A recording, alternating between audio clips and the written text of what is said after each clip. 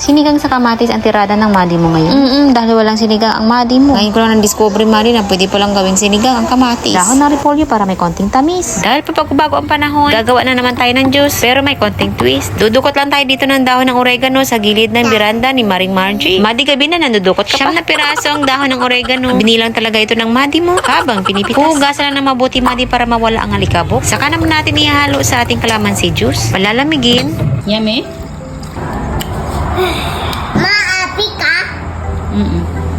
Bapapa. That's good. Ah, Bapapa.